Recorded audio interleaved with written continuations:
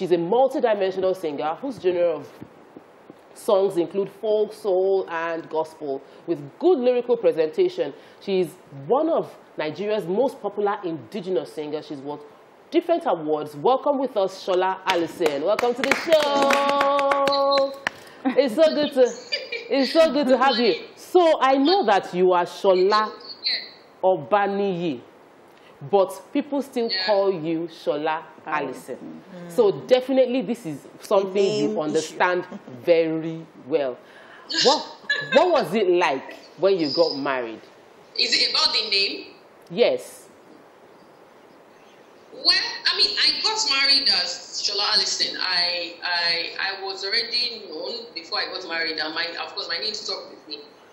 But after I got married, I had to become Mrs. Obaniyi. And because of my work, because of the marketing of my work, so we decided to make it Sola Allyson-OBANIYI, so that people will know that it's the same Sola Allyson that is now married. But along the line, my husband is somebody who is he's not too African in the way he thinks. So we thought, okay, the name is too long. It's either we choose Sola Obaniyi or Sola Allyson. And we knew that Sola Allyson was already known. Okay. So, I mean, I stayed by Sola Allyson. And some people would want to force it down my throat that say, you have to be Sola Allyson-OBANIYI because you are a married woman. And I always tell them that my work is me. My work is not my marriage. And so if I have to fill a form, if I have to be family now, so I can stay Sola Obaniyi. So if I have to work, but my own didn't start because I didn't want to be a Sola Obaniyi. My own just started because I needed to maintain that name for my work. Okay, we'll take a break now. People might not remember your face because you're not in that character of Sola Allyson. So I'm going to take a break. When we come back, we would play your music and then introduce you properly to all our viewers. Stay with us. We'll be right back.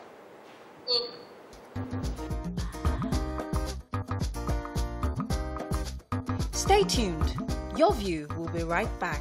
Yes, so Ayoti Day, joy has come. This is typical. I was looking forward to seeing you with the turban, but we didn't see our guest with the turban. So now you know who Ayo Allyson, Sola Allyson is. Sola Allyson, you did not come with the turban. I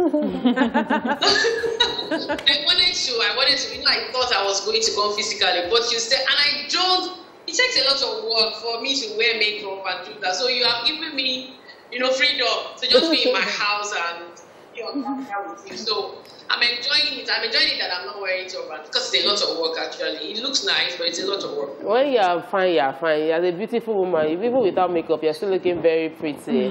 But it's really good to have you. So, thank you.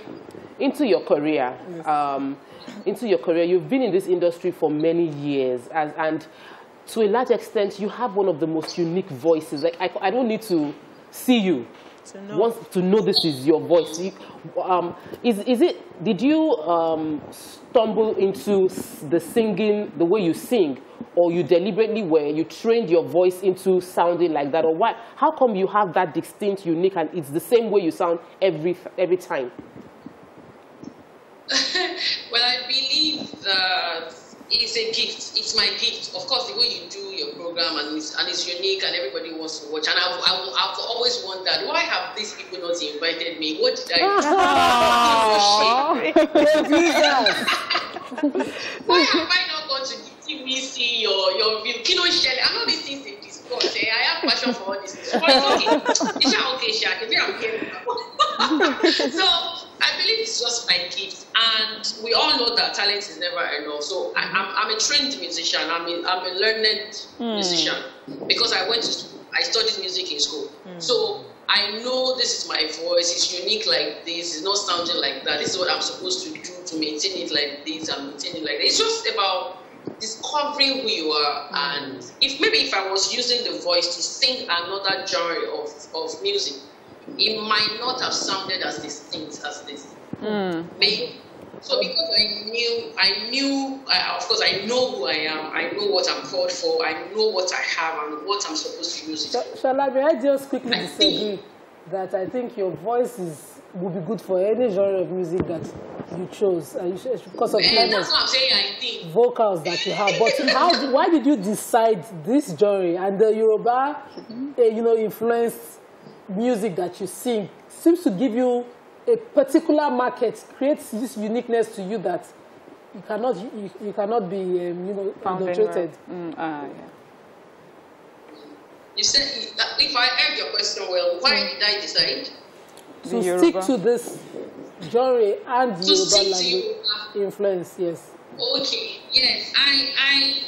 Where did I decide? I don't think I decided. It just keeps happening. It kept happening before I became intentional about it. Before I knew, I started singing. I've been in the music industry for over 13 years as a backup singer. When you're a backup singer, when you do signature tunes, people don't know you until you come 2003 when Bimbo Chin did that film Ejoro, and I did the soundtrack for the film. That was when they made it into an album, and of course it became like this. I wish. So I started to be. I love that. I started to be intentional. I started to be intentional with it when I got to know that the way I sing makes people feel a particular way. I wasn't intentional about it. I just wanted to sing. I just wanted to express myself as an artistic person. I just wanted to show that me too, I can do it. It is inside me. My words. I like our energy. But I started to be intentional about it when I knew that my voice, my calling, my life is too small to be focused on my life. When I knew that the songs I sing have a particular effect on people's souls. So it's not like I chose. I just found, and that's what I say, that we should be sensitive to our journey. So when you are sensitive to your journey, when you pay attention, you will know at every point, the point at which you need to switch or stay on something, or to advance, or to stay for a while, and all of that. So true. So that's the way it is for me. And I always say the story is still being written. It has not finished. Who knows? Who knows what will happen in the next 10 years? Who knows what will happen in the next 5 years and all of that. But I'm intentional about it because I know that I have a purpose. Shola Maya wants to throw in something. Okay, so Shola, while reading about you, there was an interview I think you had, and you were saying that when it comes to gospel music, people normally question, oh, why doesn't she have God, Jesus, Bible quotes in it? And, you were saying something about not being boxed into a certain genre, not being boxed using certain words or quotes, and that your message comes straight from God. So the reason I'm referring to that is that sometimes I see some songs where, they are club bangers, and the dancing that's associated with them are quite, explicit. And then you hear the Christianized version in church, and in the beginning it's a bit uncomfortable. What do you think about that? Do you think that also falls into what you were trying to talk about? Well, I don't want to sound judgmental or condemning to people's works, but what I know is I'm a Christian and I'm just a singer. That's all.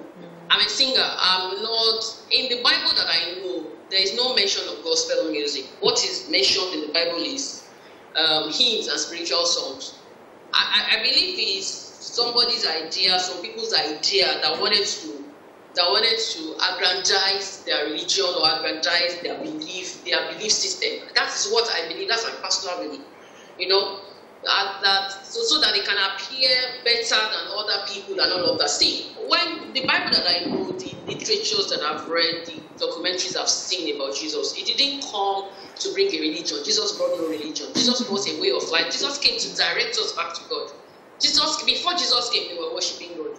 But things got disorganized, and God wanted to call us back to Him, and He sent His Son to come to us. That is what I believe. And I believe in Him, I believe in His message, but I don't believe that there should be a discrimination. That's okay, because I have a gift now, I want to sing, I didn't go to school to study gospel music, I went to school to study music, and I can use my music as a form of evangelism, calling everybody into the light of God that I'm experiencing. So for me, if you see my music, you may not hear Jesus, but you know Jesus is there, God is there. If you know your Father, if you are a true child of your Father, if they mention your father without mentioning your father, you should know that it's your father being mentioned. Talking about. You know, it doesn't have to go a particular That is way. deep. Is the spirit of the music, the ambience of the music. There are some music that I hear. For instance, Simi's remind me. Simi. I mean, that's yes, we know Simi. A song remind me. A song when I listen to that song, it's like I'm listening to a preaching. It's like I'm listening to a sermon. You know, if your spirit is awake by yourself, a song does not need to be tagged gospel before you know what the song is talking about, before you know what the song is directing you to do. So that's the way I do my music. I'm not doing music for Christians alone. Okay, if you say you have light, why are you staying inside light? Light is useless inside light. Light can only be useful inside darkness. So where you think that's where you should carry your light. So true. I have a couple of questions in my head, but because of time, I think I should just focus on one, which is, you know, in your interview, you talked about how you deal with haters. We're in a world where we see people who are in the public space as superior beings. So if somebody comes to your page and, you know, writes insult and just loads you, and they expect you not to react because you are seen in that space. And you also mentioned you don't want to take any evangelist or deaconess or anything attached to your name so that you can respond like a human being. How has it been for you? How have you been responding to people who do not agree with you? Even friends who do not like your music? It's been good for me. See, I'm enjoying my life. See that, see me on your view that I've always wanted to come. See me, don't worry. I'm just me. I believe it's the person that I am that matters. I don't believe that people have to accept. When I grew up not being accepted anyway, so it doesn't matter. I'm used to it. If you don't accept me, please go. There are other people that are coming that will accept me. It's because you don't understand what I stand for. It is not everybody that will accept you. It is not everybody that will like you. Many people will not like you, but you have to know that there are many other people that will like you. I have just been able to ascertain and come to full acceptance of what my journey is. So if you say, because I don't mention Jesus in my songs, you are not going to listen to my, please go and let people that will listen. If you say, because I don't have the title of Lady Evangelist in my song, in my name, because of that, I'm singing for the demons. And people who have Lady Evangelist in their name, we see the result. You know, by their fruits we shall know them. I'm not doing my music or my song so that people will like me. When this is what that I know said, when he was here, people did not like him. If Jesus was walking the earth again now, all these people that call his name wouldn't like him. Because he didn't stand for him to be liked. He didn't stand so that people would like him. That's not what he stands for. He stands for the truth and the truth only. We're almost out of time. If you come to my page, we're almost out of time, and I am really enjoying your confident vibe. Energy. Honestly, I want to bring you on a Thursday, and we will just gist about multiple topics. We've seen you, we've seen your light, we've seen the way you shine and your confidence, so we'll definitely bring you back. But I don't want to leave without asking you what you're working on, and we're almost out of time. So tell us in brief, what's the next project? What are we expecting from Sola Allyson? In a sentence. Okay. Okay. So my work, I have a new work now. The title is Sola. So it was actually the song was released today, this 12 a.m. today. Oh, wow! Congratulations!